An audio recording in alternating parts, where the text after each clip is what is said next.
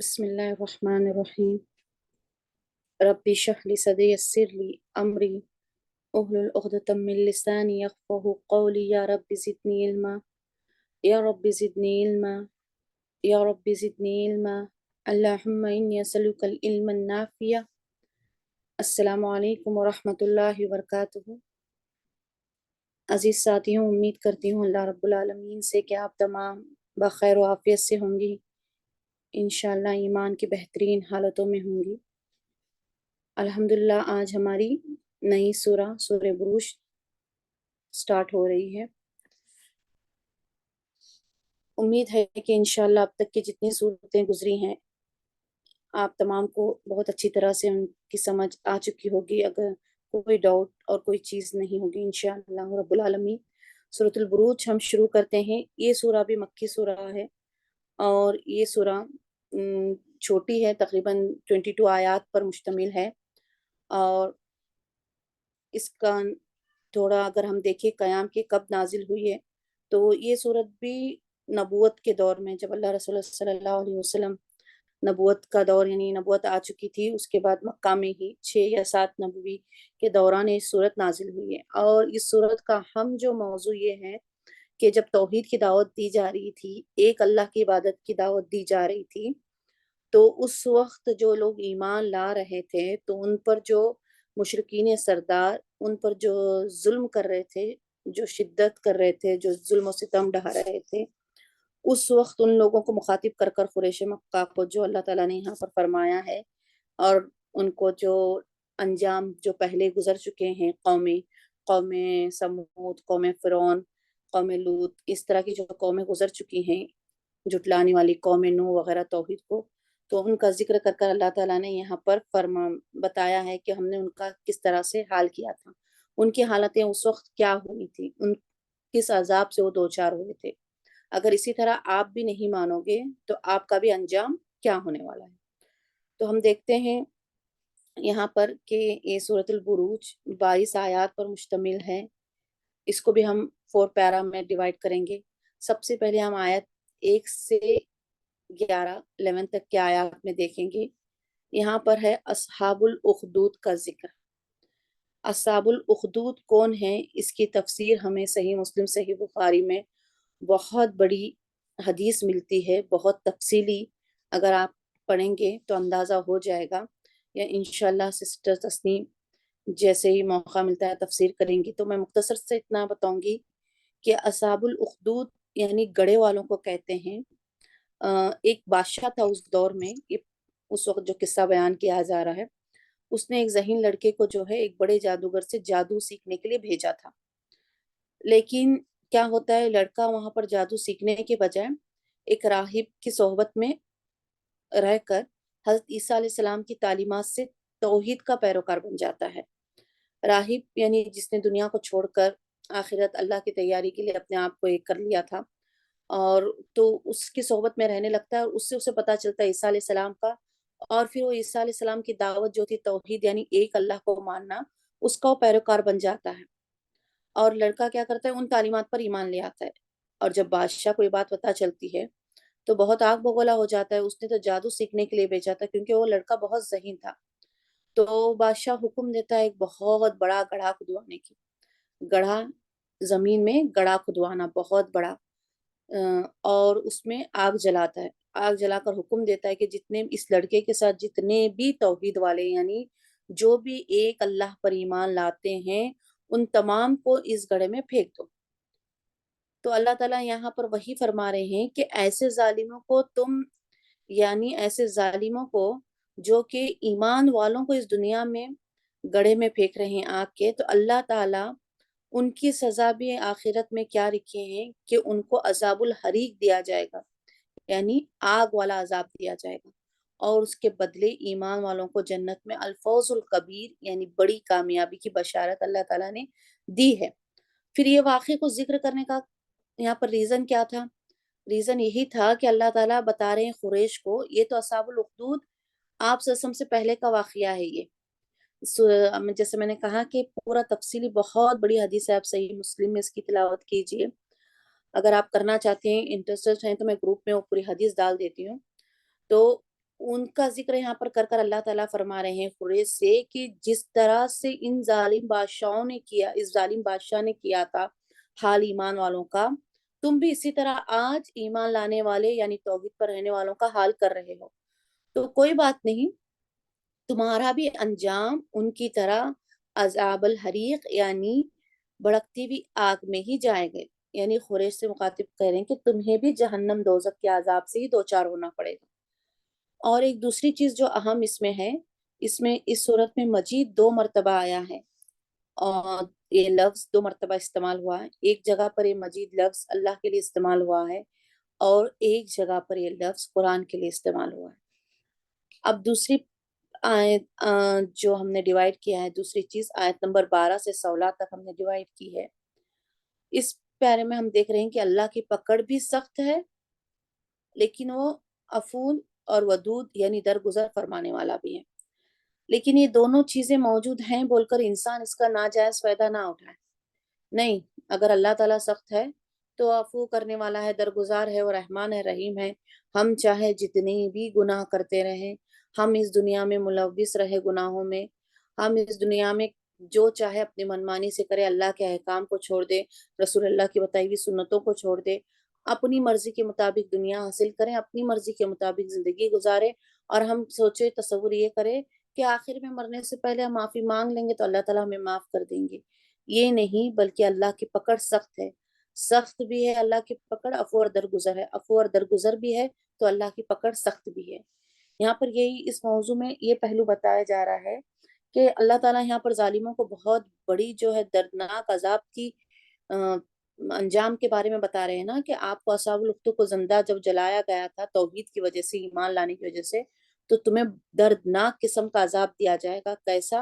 عذاب الحریق، جہنم، آگ، بھڑکتی آگ والی جہنم۔ تو یہاں پر مومنوں کو تسلی دینے کے لیے اللہ تعالیٰ بول رہے ہیں کہ اللہ تعالیٰ اگر ان کو سخت پکڑ رہے ہیں تو آپ پریشان یا غمزدہ مت ہو۔ اللہ پر ایمان لانے والوں کو لیے ایسے آزمائش سے گزرنا پڑتا ہے، کیونکہ دیکھیے کتنی بڑی ہے اللہ پر ایمان لانے کے لیے ان کو زندہ جلا دینا، ہمیں تصور بھی نہیں کر سکتے نا۔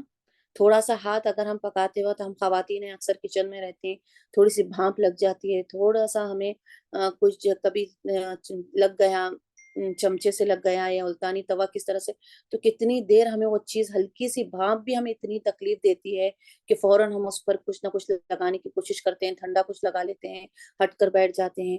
تو یہاں پر اللہ کی خاطر توحید والے اصحاب الاخدود زندہ جلا دیے گئے اور انہوں نے اسے قبول کیا، اس ڈر سے وہ اپنی ایمان سے پھرے نہیں۔ آج ہم پر افسوس ہے کہ ہمیں اتنے آرام سے اسلام ملا ہے، لیکن آج ہم کہاں جا رہے ہیں؟ اور یہ وقت تھا جہاں پر ایمان لانے کی سزا ان کو زندہ جلا دینا تھا، لیکن اسے بھی وہ خوشی خوشی ہنستے ہوئے برداشت کرتے، مسکراتے ہوئے۔ تو اللہ تعالیٰ یہی کہہ رہے ہیں کہ یہ آزمائش جو ہے، یہ آزمائش تمہارے لیے دنیا کی آزمائش ہے۔ یہ تشدد جو کر رہے ہیں ان کو تو میں دردناک عذاب دوں گا، لیکن تمہارے لیے میں خوشخبری دیتا ہوں کہ تمہارے لیے نعمتوں بھری جنتیں ہوں گی، فوز الکبیر ہوگی، تمہارے لیے ایک بہت بڑی کامیابی ہوگی۔ یہاں پر اللہ تعالیٰ آیت نمبر 12 سے 16 تک تسلی دے رہے ہیں، مومنوں کو بتا رہے ہیں کہ اس آزمائش سے مت گھبراؤ۔ پھر اللہ تعالیٰ آیت نمبر 13 سے 18 تک بتا رہے ہیں کہ تاریخ میں جزا و سزا کا درس موجود ہے۔ یعنی ہر طرح سے ہم دیکھتے آ رہے ہیں کہ جو بھی انسان کرتے آ رہا ہے، پچھلی صورتوں میں بھی جیسے کہ ہم نے دیکھا تھا کہ بتایا جا رہا تھا کہ فجار کا کیا ہوگا، حشر کس طرح سے ان کو کیا جائے گا، اور اب کہاں ان نیک لوگوں کا، متقیوں کا حشر کیا ہوگا۔ تو یہاں بھی کہہ رہے ہیں کہ یہ دلیل موجود ہے، درس۔ فرعون کو آپ نے دیکھا، قوم سمود کو دیکھا آپ نے، قوم عاد کو دیکھا، پچھلی قوموں کو، بنی اسرائیل کو دیکھا آپ نے، قوم نوح کو دیکھا آپ نے، لوط علیہ السلام، یعنی تاریخ موجود ہے۔ یہ سارے انبیاء کا ذکر کرنا کہ تاریخ موجود ہے کہ جن جن لوگوں نے اپنے نبی کو جھٹلایا، توحید کو جھٹلایا ہے، تو اللہ نے ان کے لشکر کو کس طرح سے نیست و نابود کر دیا ہے۔ ہم سب جانتے ہیں کہ فرعون کا کتنا بڑا دعویٰ تھا، ہم نے پچھلی صورتوں میں بھی پڑھا کہ نعوذ باللہ وہ کہتا تھا کہ انا ربکم الاعلی، میں تمہارا بڑا رب ہوں، تمہارا بلند رب ہوں۔ لیکن اللہ تعالیٰ نے 3 سیکنڈ کے اندر سے دریائے نیل میں اس طرح سے غرق کر دیا، اور تا قیامت تک اللہ تعالیٰ نے اس کو عبرت کے لیے بنا دیا۔ یہ تاریخ اس بات کی گواہ ہے۔ نمرود کو دیکھتے ہیں، اسے جلال تھا، اپنی دولت پر گھمنڈ تھا، کس طرح سے اللہ نے اس کو زمین میں دھس دیا۔ قوم نوح کو دیکھتے ہیں کہ کتنی سال، 100 سال، 900 سال دعوت دینا توحید کی، پیغمبر کا صبر، اتنا سال کرنے کے باوجود بھی اللہ کے نبی پر ایمان نہیں لانا نوح علیہ السلام، تو اللہ تعالیٰ نے پوری قوم کو ہی تباہ کر دیا، اس کا نام اور نشان بھی باقی نہیں رکھا۔ قوم سمود کو دیکھتے ہیں، تاریخ کی بڑی بڑی عمارتیں، قوم عاد کو دیکھتے ہیں کہ عمارتوں کو تراش کر اتنی بلند بلند عمارتیں بنائیں، اس چیز پر وہ فخر کرتے تھے اپنے آپ کو، لیکن اللہ تعالیٰ نے ان کو بھی نیست و نابود کر دیا۔ تاریخ اس بات کا گواہ ہے، یہاں پر اس چیز کا ذکر 17 سے 18 میں کیا جا رہا ہے۔ پھر آخری ہم دیکھیں گے 19 to 22 کے کہ قرآن بلند پایا کلام ہے، ایمان لاؤ۔ آخری میں بتایا جا رہا ہے کہ قیامت کے منکرین، تم ہر چیز کو جھٹلا رہے ہو، تم توحید کو نہیں مان رہے، تم قیامت کو جھٹلا رہے ہو، تم مرنے کے بعد دوبارہ پیدا کیے جاؤ گے، اس چیز کو جھٹلا رہے ہو۔ آخر کتنا جھٹلاؤ گے؟ یہاں ان کو دعوت دی جا رہی ہے منکرین، جھٹلانے والوں کو، کہ غور کرو اللہ کی کتاب پر، اس پر غور و فکر، اس کی عظمت پر غور و فکر کرو، اس کی دعوت پر ایمان لاؤ، اس کی آخرت پر ایمان لاؤ، اور دیکھو کیا ہے تمہیں اللہ تعالیٰ تم سے کیا فرما رہے ہیں، کیا تم سے مطالبہ کر رہے ہیں، شاید تمہیں کچھ احساس ہو، شاید تم جان جاؤ۔ یہاں پر خاص ذکر کیا جا رہا ہے، یہاں پر خاص دعوت دی جا رہی ہے کہ اللہ کا کلام ہے، یہ کسی انسان کا کلام نہیں ہے، تم اللہ کے کلام پر ایمان لاؤ اور دیکھو اللہ تعالیٰ تم سے کیا مطالبہ کر رہا ہے۔ مرکزی مضمون کیا ہے اس سورہ کا؟ کہ ایمان لانے کے بعد ہر انسان کو آزمائشوں سے گزرنا پڑتا ہے۔ مسلمان پر ظلم و ستم ڈھانے والے اللہ کے انتقام سے بچ نہیں سکتے۔ دنیا بظاہر بہت ہی بہترین نظر آئے گی، لیکن آخرت ان کے لیے تباہ کن ہے۔ آج کی جیتی جاتی مثال ہے، ہم تو الحمدللہ یہاں پر آرام سے بیٹھے ہوئے ہیں۔ ہم آج کے دور میں اگر دیکھنا چاہیں تو ہم فلسطین سیریا کا حال دیکھ سکتے ہیں۔ ہماری مسلم مائیں، بہنیں، بچیاں، ایک دن بھی ان کا بے فکر کا گزرتا نہیں ہے۔ انہیں پتہ نہیں کہ کس وقت، کس ٹائم وہ تباہ ہو جائے، ان کے گھر اجڑ جائے، کہاں سے بام آ کر ان پر گرے، لیکن وہ کس کے لیے اتنا سب کچھ برداشت کر رہے ہیں؟ وہ چھوڑ کر اپنی سرزمین فلسطین یا مسجد اقصیٰ کو چھوڑ کر کہیں بھاگ نہیں جا رہے، کہیں اور پناہ لینے یا ان کے اس میں گرے، صرف اللہ کی خاطر۔ یعنی ہر ایمان والے کے لیے آزمائش آئے گی، ویسی بھی آزمائش آ سکتی ہے، یا اللہ تعالیٰ کسی اور آزمائش سے بھی نواز سکتا ہے، لیکن مومن کی صفت کیا ہونی چاہیے کہ اس آزمائش پر صبر و استقامت سے کام لے، یہ سمجھ لے کہ یہ بھی میرے رب العالمین کی طرف سے ہے، اس پر بھی مجھے صبر کرنا اور اللہ تعالیٰ کی طرف سے اجر پانا ہے۔ اور یہ دنیا میں جو ظلم و ستم کر رہے ہیں، ہم بظاہر دیکھ رہے ہیں کہ بہت بڑی طاقتیں ہیں، بہت بڑی طاقتیں ہیں۔ ہم سوچتے ہیں کہ اللہ ہمیں ایمان لانے کی یہ سزا مل رہی ہے، اتنی مشکلات، اتنا سب کچھ ہم برداشت کرے، اور وہ تو بڑے آشان سے رہ رہے ہیں، ہم پر ظلم کر رہے ہیں، اس کے باوجود ان کی کوئی پکڑ نہیں۔ یہ تو اللہ کی شان ہے کہ اللہ تعالیٰ دنیا میں ایسی کافروں کو، ایسے ظالموں کو ڈھیل دیتا ہے، لیکن آخرت میں اللہ تعالیٰ یہاں پر بتا رہے ہیں کہ ان کے لیے سخت انتقام ہے۔ دنیا میں جتنی مرضی وہ کر لے جو کرنا ہے، لیکن آخرت میں اللہ کا انتقام جو ان سے ہوگا اتنا بھیانک، اتنا سخت ہوگا کہ کوئی نہیں بچ سکے گا۔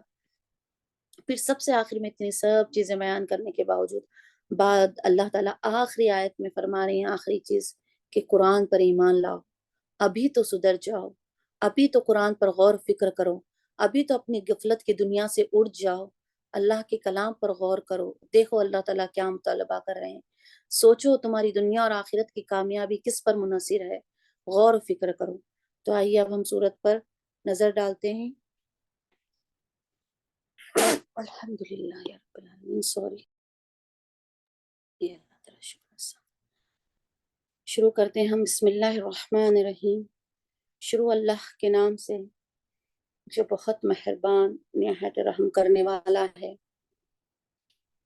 والسماء ذات البروج، وہ یہاں پر قسم کے معنی میں استعمال ہوا ہے، وہ قسمیہ ہے۔ یہاں پر ایک واو عطف کے معنی میں آتا ہے، واو دو طرح کے ہیں، ایک آتا ہے عطف یعنی جوڑنے کے معنی میں، کسی بھی دو سینٹنس کو، جیسا اردو میں ہم اور کہتے ہیں، انگلش میں کہتے ہیں اینڈ، تو اس طرح سے ایک جو ہوتا ہے عطف کے معنی میں آتا ہے، ایک واو ہوتا ہے قسمیہ، ایک واو ہوتا ہے قسم، قسم کھانے کے لیے آتا ہے، واو قسمیہ، و قسم ہے، السما پچھلی صورتوں میں بھی گزر چکا ہے بار بار، الحمدللہ ہمیں بہت اچھی طرح سے پتہ چل چکا ہے. السما آسمان کو کہتے ہیں، الارض زمین کو کہتے ہیں. السماء آسمان، ذات البروج بروج والوں کی، ذات والے، والے والوں کی، البروج بروج والوں کی. والسماء ذات البروج قسم ہے آسمان بروج والوں کی، قسم ہے آسمان اور اس کے بروج والوں کی. یہاں پر قسم کھائی جا رہی ہے آسمان اور اس کے بروج والوں کی. مضبوط یعنی بروج والے کہتے ہیں مضبوط قلعے، جو بڑے بڑے قلعے بنائے ہوئے تھے ان کو بھی کہتے ہیں ہم. یہاں پر قسم کھائی جا رہی ہے آسمان اور مضبوط قلعے والوں کی. یعنی اگر آپ بروج کا پورا تفصیل دیکھیں گے، کھول کر لکھنا چاہیں گے بروج نے، تو قلعے والے بھی لکھ سکتے ہیں. بروج کسے کہتے ہیں؟ قلعے والوں کو، یعنی بڑی بڑی جو عمارتیں بنائی جا رہی تھی. یہاں پر جو بروج ہے، یہاں پر ستارے، مفسرین کہتے ہیں کہ یہاں پر جو آسمان میں جو ستارے ہوتے ہیں اور اس میں جو سب سے روشن ستارہ ہوتا ہے اس سے مراد بروج بھی ہے. چند مفسرین کا الگ الگ اس پر قول ہے. انشاءاللہ آپ اگر جس کی تفصیلی تفسیر کریں گی، سنیں گی، تو آپ کو سب پتہ چل جائے گا. یہاں پر ہم صرف دیکھیں گے والسماء ذات البروج، قسم ہے آسمان والے بروج کی، قسم ہے آسمان اور بروج والوں کی. والیوم، و اور کے معنی میں عطف، الیوم دن، اور دن، الموعود وعدہ دیے ہوئے کی، یعنی قیامت کا ذکر آ رہا ہے یہاں پر. الموعود اس دن کے جس دن کا وعدہ کیا گیا ہے. کیا وعدہ کیا گیا ہے؟ یہ وعدہ کہ وہ شاہدین اور حاضر ہونے والے، وہ شاہدین اور حاضر ہونے والے. یہاں پر مفسرین شاہد سے مراد یوم جمعہ لیتے ہیں اور مشہود سے مراد یوم عرفہ کا دن لیتے ہیں. یعنی یہاں پر یہ بتایا جا رہا ہے کہ جمعہ کا دن جو ہوتا ہے تمام ہفتے کے 7 دنوں میں سب سے افضل دن ہوتا ہے، اور کوئی دن اتنا افضل نہیں ہوتا. اور جس دن میں یعنی جمعہ کے دن افضل اور کوئی دن جس میں سورج طلوع اور غروب ہو، اس دن میں ایک ایسی گھڑی ہے جب کوئی مسلمان بندہ، یعنی آپ جانتے ہوں گے سب کہ جمعہ میں عصر سے مغرب تک کا وقت ایسا ہوتا ہے جس میں اللہ تعالیٰ ہر دعا کو قبول فرماتے ہیں. یہ جمعہ کی فضیلتوں میں سے ایک فضیلت ہے کہ جمعہ کے دن انسان جب عصر کی نماز سے ہی مصلی پر بیٹھ کر دعائیں مانگتے ہوئے، اذکار کرتے ہوئے بیٹھتا ہے، تو جمعہ کے مغرب کی اذان ہونے تک، یعنی جمعہ کے ختم ہونے تک مغرب سے ہمارا نیا دن شروع ہوتا ہے نا. ہمارا تو یہ ہے، جیسے انگریزی اس میں یہ رہتا ہے کہ آفٹر 12 بجے کے بعد، 12 AM کے بعد ہمارا نیو مارننگ شروع ہوئی، نیا دن. ہمارا تو مغرب کے بعد سے ہی ہوتا ہے. تو اس دن ایسی گھڑی ہوتی ہے عصر سے مغرب تک کہ انسان جو بھی دعا مانگ لے اللہ تعالیٰ اسے ضرور قبول کر لیتے ہیں. اگر وہ کسی شر سے بھی پناہ مانگتا ہے تو اللہ تعالیٰ اسے بھی قبول کر لیتے ہیں. اور اسی طرح ہم دیکھتے ہیں کہ مشہود یوم عرفہ کا دن سب سے اہم دن ہے. حج کے ارکانوں میں بھی اہم ارکان جو رکن ہے یوم عرفہ ہے، اور تمام دنیا ہم جانتے ہیں یوم عرفہ کے دن دعاؤں میں لگی ہوتی ہیں. اللہ تعالیٰ یوم عرفہ کی دعا کو بھی قبول فرماتے ہیں. بہت زیادہ اس کی فضیلت بیان کی گئی ہے. تو یہاں پر قسم کن کن چیزوں کی کھائی جا رہی ہے؟ والسماء قسم ہے آسمان، ذات البروج بروج والوں کی، والیوم اور دن، کس دن کی؟ الموعود موعود وعدہ دیے ہوئے، وعدہ کیے ہوئے دن کی، یعنی آخرت کی. وہ شاہدین اور حاضر ہونے والے، وہ مشہودین اور حاضر کیے ہوئے، حاضر ہونے والے، وہ مشہودین اور حاضر کیے ہوئے. شاہدین سے مراد یوم جمعہ، مشہودین سے مراد یوم عرفہ. شاہدین حاضر ہونے والے، وہ مشہود اور حاضر کیے ہوئے، وہ مشہود اور حاضر کیے ہوئے.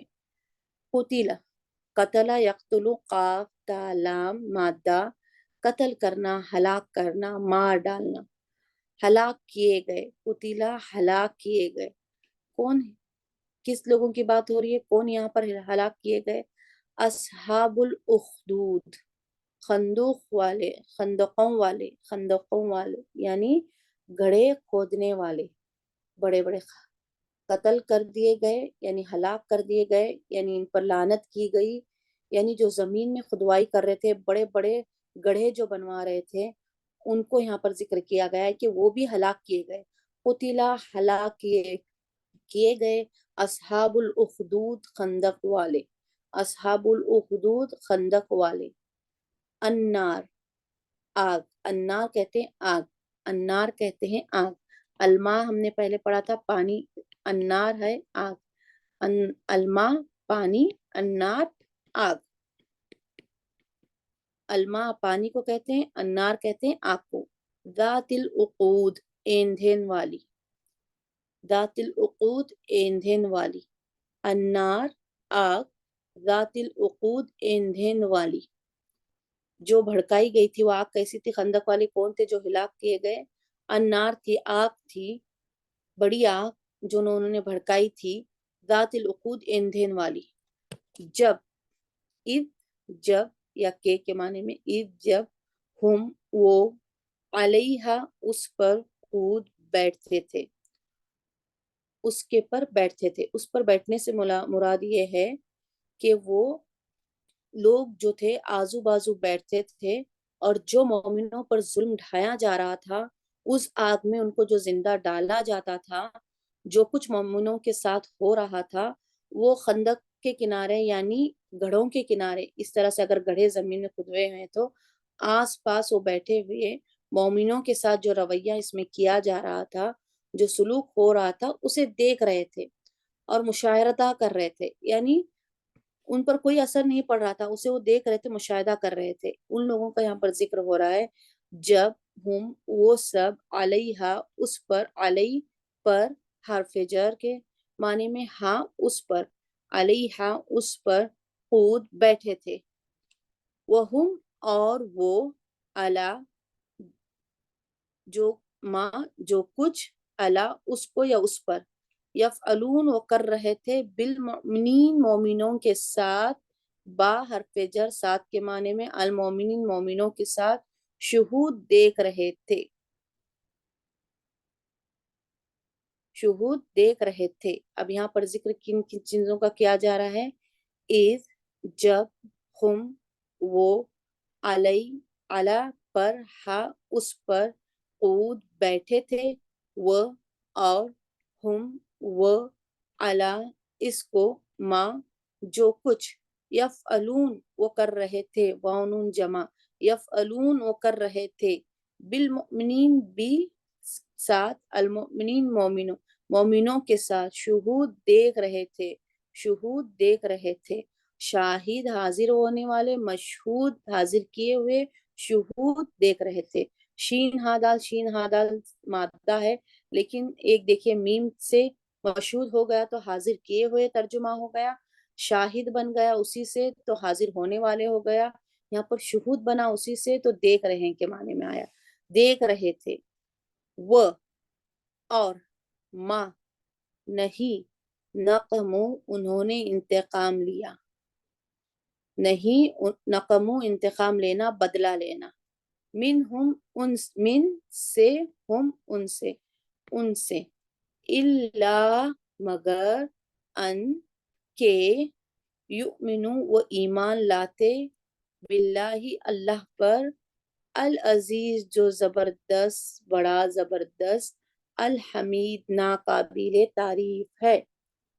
यानी इन्होंने इनमें से इसके अलावा किसी चीज का इंतकाम नहीं लिया कि वो अल्लाह पर ईमान लाते।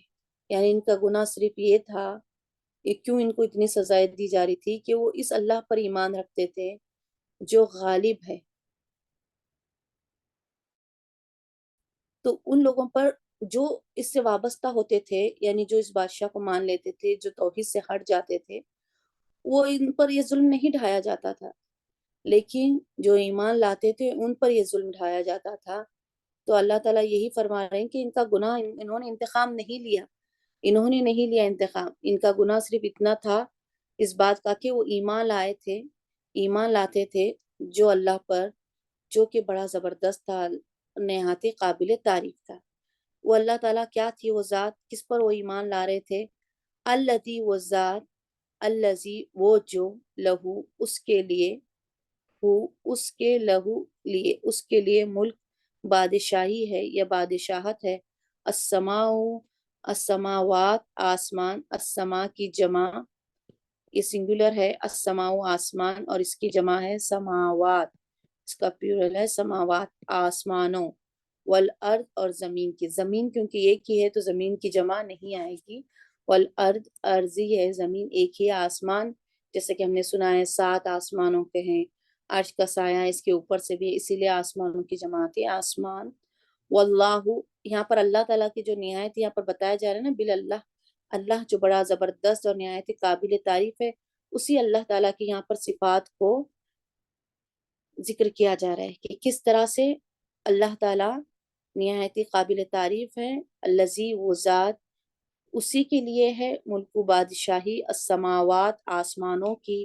والارض اور زمین کی، واللہ اور اللہ علی پر، کلی ہر شیء چیز، شاہدین شہیدن خوب نگران ہے، اللہ ہر چیز پر خوب نگران ہے، اللہ پر، کلی ہر شیء چیز پر اللہ تعالیٰ کیا ہے، شہیدن خوب نگران ہے، یعنی ہر چیز کو اللہ تعالیٰ خوب دیکھ رہا ہے، زمین و آسمان کی بادشاہت اسی کے لیے ہے، اور ہر چیز پر اللہ تعالیٰ گواہ ہے، جو کچھ اس میں ہے جو انسان سے بھی غائب ہے وہ چیز بھی اللہ کی نگاہ میں ہے، اس سے غائب نہیں ہو سکتی، اس سے کوئی چیز بھی مخفی نہیں، چھپی ہوئی نہیں ہو سکتی، تمہارے دلوں کے راز جو تم سوچ رہے ہو اس چیز کو بھی وہ جاننے والا ہے۔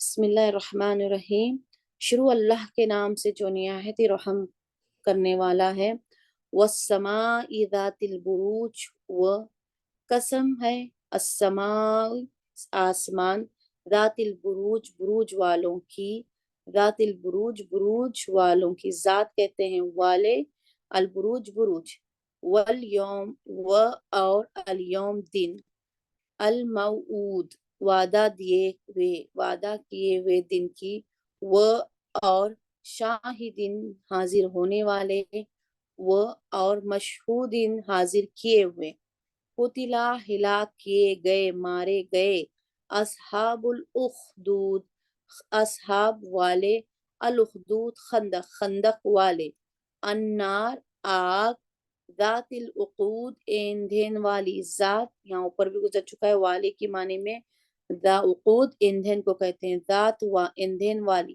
ذات العقود ایندھن والی، از جب، ہم وہ، اعلیٰ پر، ہا اس پر، جب وہ اس پر قعود بیٹھے تھے، قعود بیٹھے تھے، وہ ہم وہ اور ہم وہ، اعلیٰ اس کو، پر ما جو کچھ، اس کو جو کچھ، یا پر اس جو کچھ، یفعلون وہ کر رہے تھے، یفعلون فعل یفعلو کرنا کے معنی میں کام کرنا وہ کر رہے تھے، بالمؤمنین با ساتھ کے معنی میں حرف جر ہے، المؤمنون مومنوں کے ساتھ، جو کچھ وہ کر رہے تھے مومنوں کے ساتھ، شہود دیکھ رہے تھے، شہود دیکھ رہے تھے، وہ اور ما نہیں، نہ کہمو انہوں نے انتقام لیا، اور نہیں انہوں نے انتقام لیا، منہم ان سے، من سے، ہم